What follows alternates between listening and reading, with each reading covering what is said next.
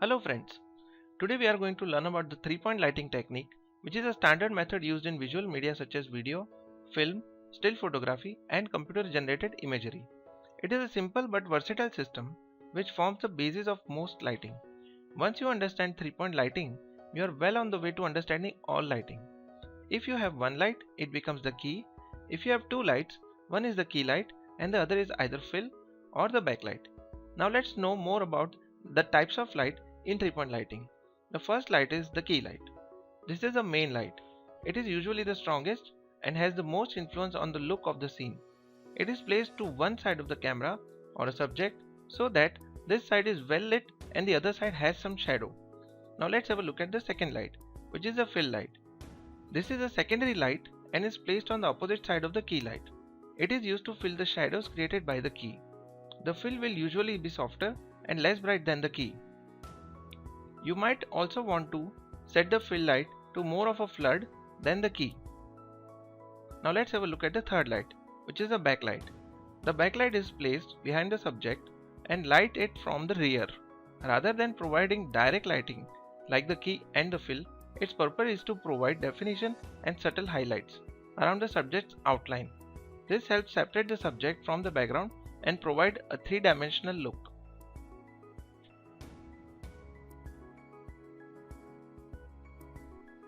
Now let's have a look at the technique through which we can achieve the 3-point lighting in Maya software.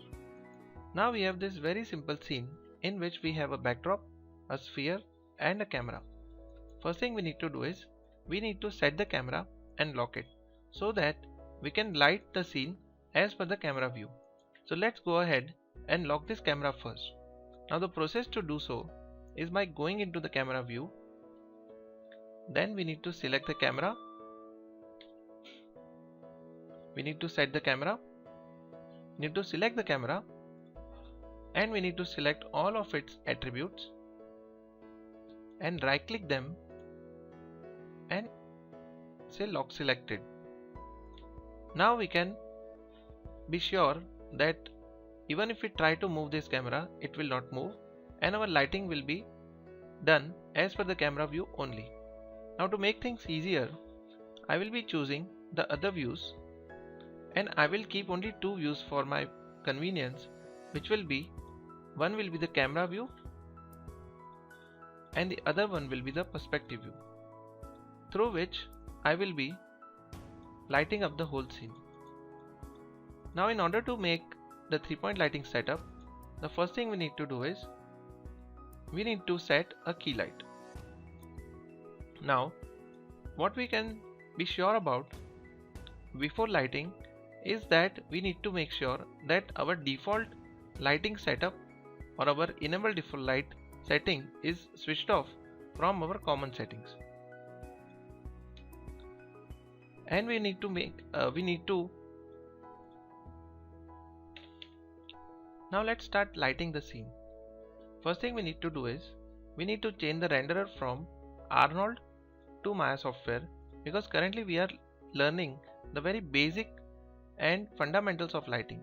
So it's better that we use Maya software for now and we'll proceed and we'll migrate to Arnold once we are through the fundamentals and foundation of lighting techniques. So let us set the Maya software as our rendering engine and we need to switch off the enable default light option from render options so that we can be sure that there are no light in the scene and our scene is completely black.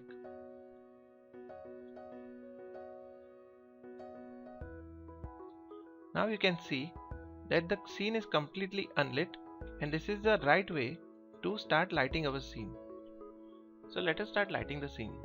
First thing we need to decide is where our key light will come from.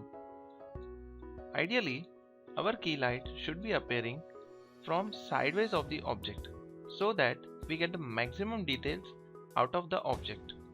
If we keep it in the front, then we will see that all the shadows will fall backwards and it will lose the details of our object. So let us create a directional light which will act as a key light for our scene. I will go to the rendering tab and click on this direction light icon in order to create it. Once it is created, In order to see it in the viewport, we will have to activate our shaded viewport with the lights. So when we press 7, we will be able to see exactly where the direction of the light is coming from. Currently we need to set this light in such a way that this 2/3 side of the sphere is being illuminated. So I will just press E to rotate the light, and I will set the direction from left to the right hand side of the screen. Now currently if we see some patches appearing on the sphere. So we must make sure that if they are appearing in the render also. So let us see in the camera and we will render this scene. We can see that there are some patches appearing on the sphere. Now one of the reasons is that this sphere is casting its own shadows on itself. So that is why it is creating such patches. So there is a quick turnaround for this.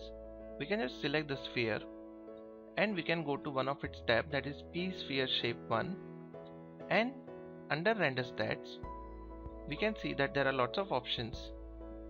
Two of them are cast shadows and another one is receive the shadows. So since we do not want the shadows, we do not want the self shadowing of the sphere casting shadows on itself, we will just say that let the cast shadows be as it is, but we will switch off the receive shadows so that it will stop receiving the shadows of itself. Now when we switch it off, we can see that if we keep this image and we render another image with the receive shadows off, we will see a considerable difference. So now all the patches that have appeared before have vanished. So this is a good time to start lighting our scene and adjusting our key light even further. So I would like this shadows to appear a bit smaller and coming towards the camera. So I will pick my light either through an outliner and I will try to rotate it towards the back and a bit towards front facing the camera. So now let us see if it looks okay. It is still casting sideways shadows, so let me just rotate it even further.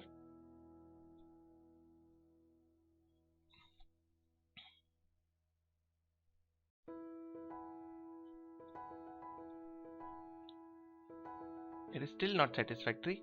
Let me try this again.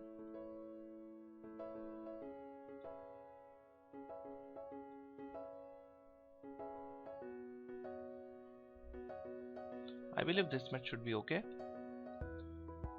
So our sphere is being lit up, almost 2/3 of the sphere is being lit up, and it is having considerable shadows and depth also. So I believe that after giving a few adjustments, we can lock our key light and then we can move on to the fill light. So if you can see that this key light is casting a lot of sharp shadows, so we just need to blur it out. Just as we have noticed in our previous exercises, the shadows do get softer the longer they get. So in order to do that, we need to go to the attributes of this direction light, switch on the ray trace shadows, and the more angle of the shadows that we keep, the softer they will get. For example, if I am keeping 5.0, then the shadows will get softer. But we can see lots of grains have appeared in our scene. So in order to reduce the grains, we can increase the number of shadow rays. As we have seen in our previous example, we can just multiply the light angle into 3 and that will come up to 15 or 20 samples or shadow rays. So I'll just say 20 shadow rays, which should get rid of these grains that are appearing in our scene. You can see it has taken a considerable time, but it has softened our shadows and even cleared it. So let us give this light a name that will be the key light, and we can hide this light for now and start working on the fill light. Now for the fill light, we have got plenty of options.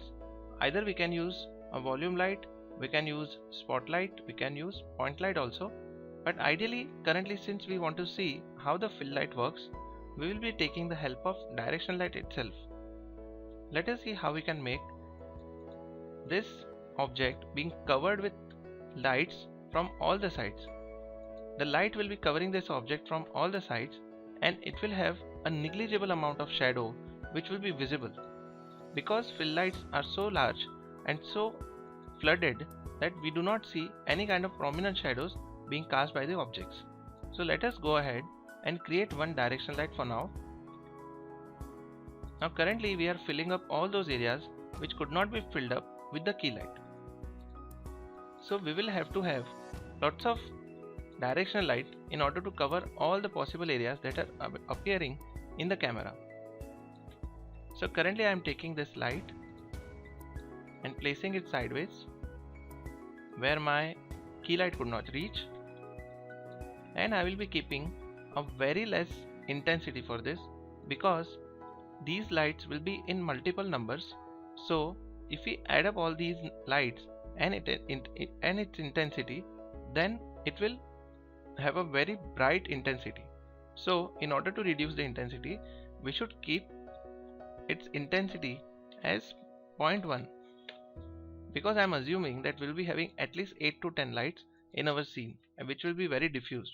So let us decrease our intensity to 0.1, and also we do not want to have multiple speculars or highlights on our object, so I will be switching off the emit specular option of the directional light off. Also, because it will have shadows also, and we need to have very soft shadows, first let us see if the direction is right, and we will soften the shadows to an extent that they are not at all visible in our scene. So I will increase the light angle to a large number, which may be 35, and shadow rays can go up to 55, so that we do not see any shadows or its grains also. I'll keep this image for key light, and I will render our fill light first.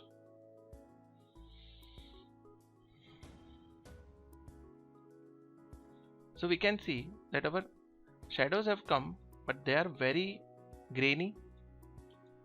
So let us reduce our light angle so that we can reduce our time. Also, we can reduce the shadow rays for now to 10 so that we can see quick results.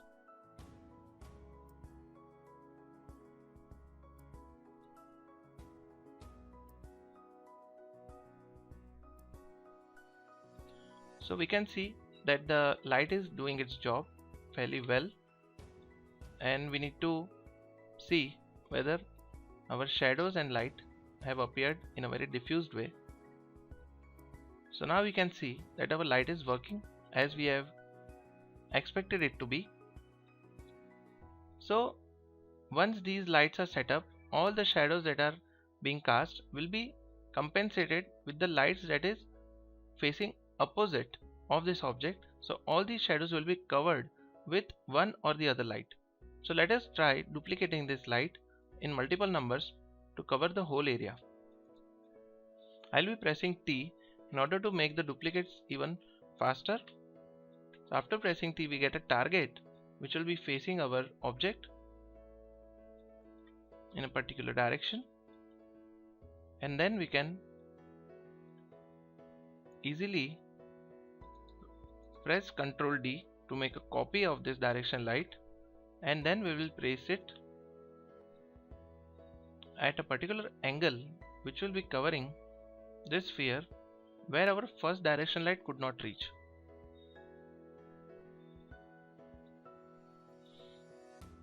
So I'll be making another light which will be towards side of the camera. Then the same setup we can do for the other side also.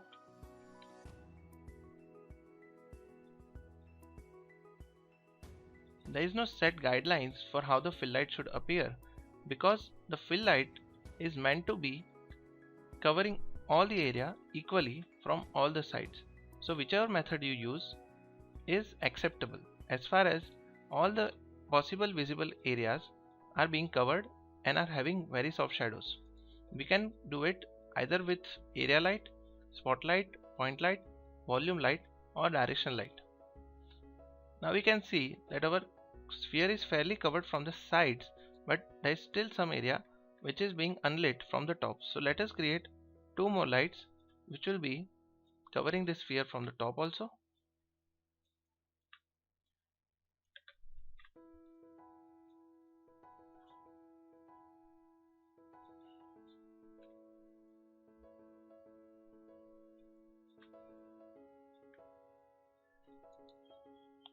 So now we can see that the sphere is fairly lit up from all the sides as far as our view is concerned. So when we render this view through our camera, we will be able to have an equal and uniform lighting from all the sides, and we will not be able to see any shadows because we have set the shadows to a very soft angle so that we can have prominent key light shadow, but we will have negligible fill light shadows. So let us create two more lights. So the total number of lights that we have is 10, that is direction light 1 to direction light 10, and then we can just group them. We can just select all of them and press Ctrl G to make a group of it, and then we can name this group as fill lights for easy selection. So once they are set, and if we are convinced that this sphere is being covered from all the sides, let us see how it appears in our render.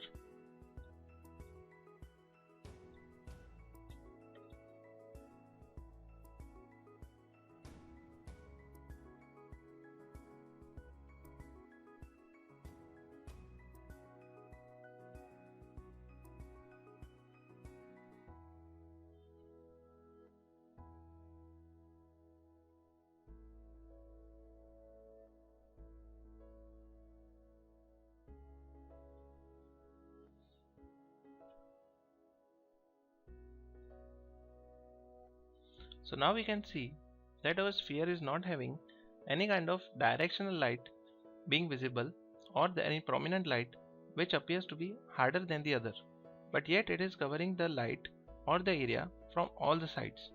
So this we can use it for our fill light layer or a fill light as a skylight. We can see that there is still some darkness appearing on the top, so let us go ahead and render it again by setting one of these lights in a proper way so that its top is lit and covered for.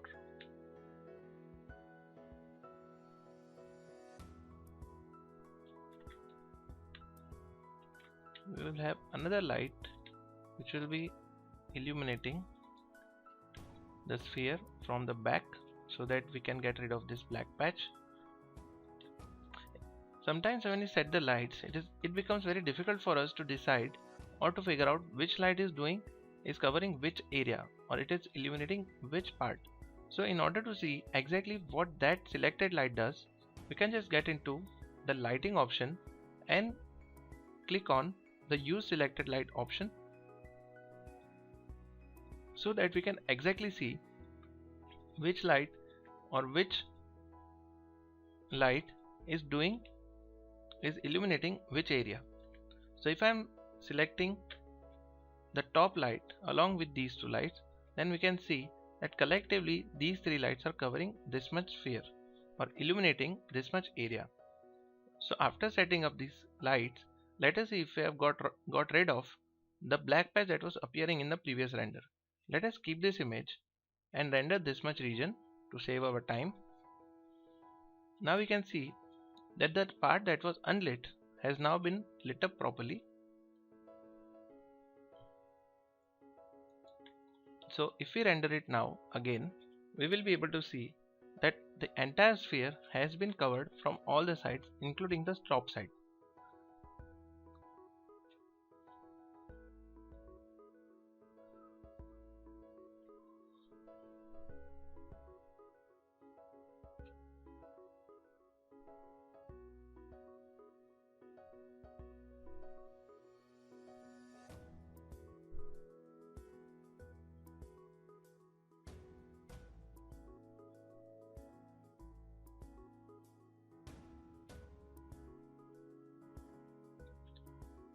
if we see some patches that are appearing on the front and the side of the sphere, we can get rid of these by placing 2 or 3 more lights besides each other and decrease the gap of all these lights to reduce the number of patches that we see on our sphere.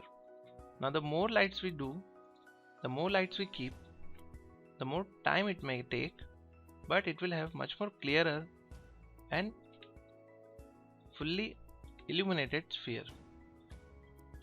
So I am adding a few more lights so that the patches that we saw could be filled up, and we will have a completely lit sphere without any patches whatsoever. If we are not careful about these things in the beginning itself, then we might see some artifacts which will appear in the later part. So we must make sure that whatever lighting that we are doing is being looked into carefully before we progress forward to the another light. Working on one light at a time is an ideal way, so that one light can be given attention, and then only once that light is achieved, only then we should progress towards the another light. So since we have increased a few lights, let us see if we have got rid of those patches which are appearing on the side of the sphere.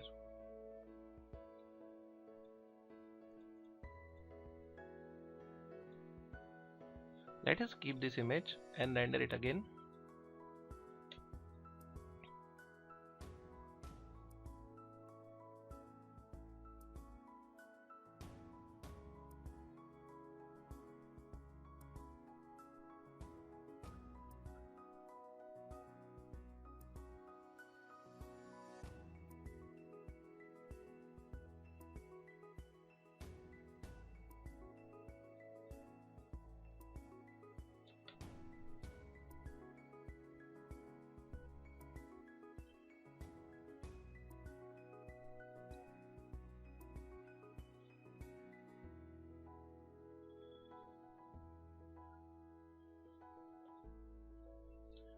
Now, if you see the progress, as far as the fill light is concerned, we can see that after making multiple attempts, we were able to cover the sphere using multiple lights. The first output was this, using only one directional light, and then we have created multiple lights to clarify or to fill up the entire image with the lights, and now we can see that gradually our sphere is being covered from all the sides, as well as we are retaining the shadows which are fairly soft.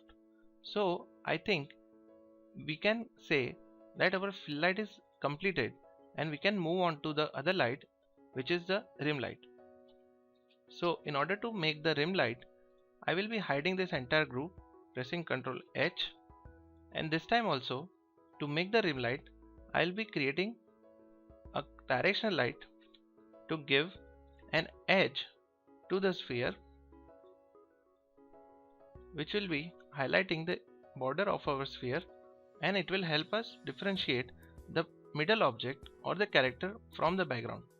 Currently our sphere happens to be the character, so we want to give it much more emphasis. So let us create a directional light which is giving us a nice thin edge on the side of this sphere from the back side. We can also call it backlight also.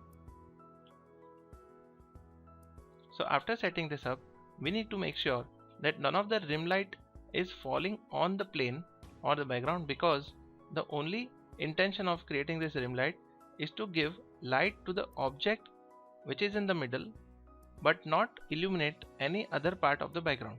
So in order to do that, we must establish a link between the rim light and the object. Now the process to do so is by getting it to rendering panel, in which we find lighting and shading options, in which we have a light linking editor, and we have to select light centric. Now once we open light centric, we will be given two options. One is the light sources and the other one is illuminated objects, meaning currently the direction light 15 happens to be my rim light. So let me just rename it first. I will call this as rim light. so that it will be easier for us to decide to figure out which light is illuminating which objects.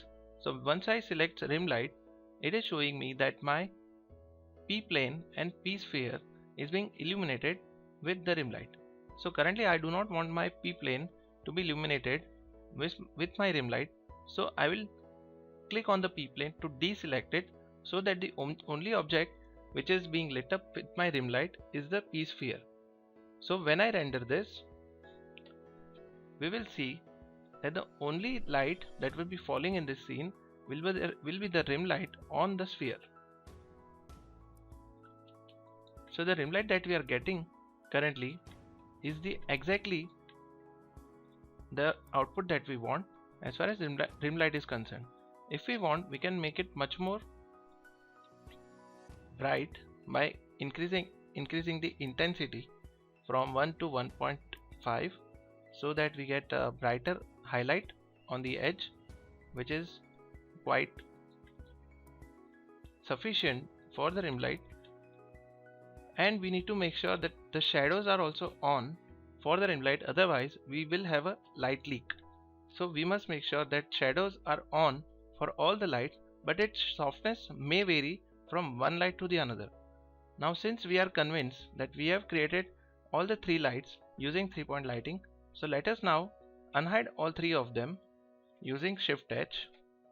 And now we will first, before rendering a heavy scene, because we have got lots of shadows and lights in the scene, we will be saving the scene as before we proceed forward.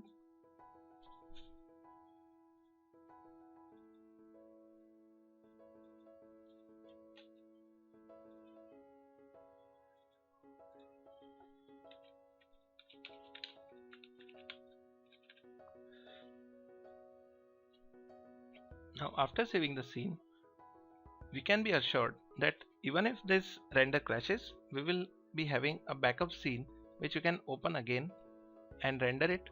Otherwise, a lots of time when we have a heavy scene, Maya tends to crash and our scene or our all the changes that we have made so far in the scene may be lost. So in order to avoid that, we must keep on saving the scene at regular intervals.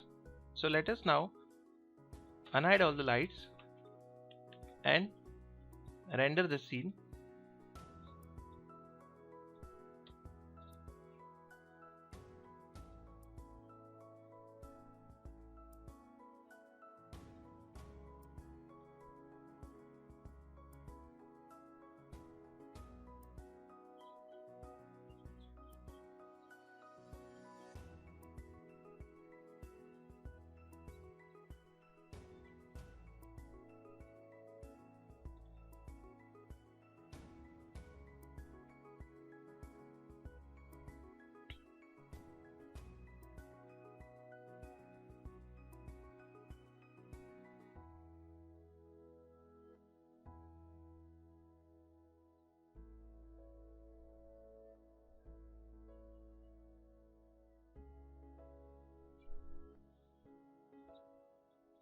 So now we can see that using simple techniques such as 3-point lighting, we are able to cover this whole object with ample illumination, and also we can bring out lots of details from this object. So we can have a bright light, that is a key light, coming from the side and casting the prominent shadow which is fairly visible. We will have a fill light which will be covering the whole area, but which will be having negligible shadows, only visible at the bottom of the object. And then we will have a rim light which will be at the side of this object, which will be illuminating from the back side to differentiate between the character and the background. So now if we want to make any necessary changes, I can see that the rim light can be much more prominent or much more brighter. So I will make that necessary change, and also I will try to add a few colors inside the light, which is I can use this key light as my sunlight, I can use this fill light as my skylight. So let us go ahead and change the color of the lights alongside making the other changes. So first I will be selecting the rim light and increasing its intensity from 1.5 to 2.0. so that we will have a brighter edge coming from the back.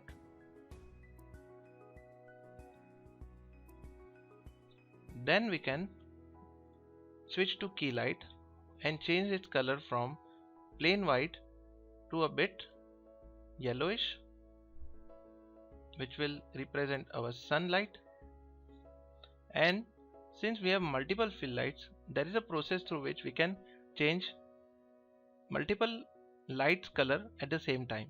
So in order to do that, first I must be selecting one light and changing its color from white to blue. That is the sky color that we can select. Now you can see that its amount has changed from 1.0 to different amounts. Now if we see that if I select RGB 0 to 255, we have a peculiar combination of colors, that is red, green and blue, and this amount we can put inside our attribute spreadsheet for all the other lights, which will then give a common color for all the lights at the same time. For example, since I have changed my color only in one light, our rest of the lights will still be having white color. So what I will do is I will be adding these amounts into all the lights at the same time using General Editor attribute spreadsheet. So let us select all these lights, go to Windows, General Editors, attribute spreadsheet. Inside shape keyable option, we will have the settings of all these lights. So currently only one light has different amount, which is differing from the others. So I will be putting this amount in all the rest of the lights in order to make them blue. So I will copy the first color red and then selecting all the rest, pressing shift and pressing Ctrl V, and then I will press enter. So now we can see that the red color of the first light has been copied to all the rest of the lights. Same thing we will do it with the green color also. I will say Ctrl C, shift select, Ctrl V and enter. Now if we go to our attributes, then we will see that all the other lights also have retained the blue color. So this is a quick turnaround for giving same settings to the multiple lights using Windows, General Editors, attribute spreadsheet. Whatever lights we select will be mentioned in the attribute spreadsheet. So again, since we are going to render this heavy scene, we should again save the scene to avoid any kind of crash or any data loss. And now again we will go to the render view, keep this image. After making necessary changes, we can render this, and since we are convinced that this may be our final scene, I can increase the quality of our final render using Maya software settings, quality. We will change it to production quality, which will be enhancing the anti-aliasing settings and sampling of our final product. So let us change this to production quality and hit the render.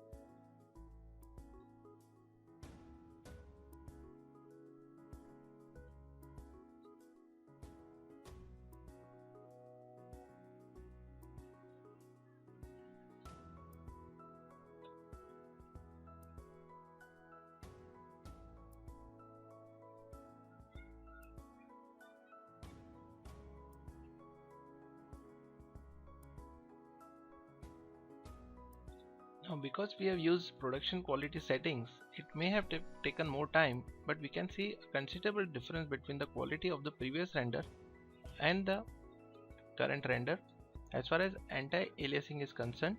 So we can see that these edges which were there earlier and which are appearing to be rough has become smooth because of the increasing the sampling level. The time may have increased, but we are getting the production quality render in a reasonably less time. So I hope this demonstration of 3-point lighting was good enough to understand the fundamentals of 3-point lighting, and I'm hoping to post much more. I hope this demonstration of 3-point lighting was helpful to you with regards to learning 3-point lighting, and I'm hoping to post many more videos in upcoming days. Thank you so much for your kind support. Thank you.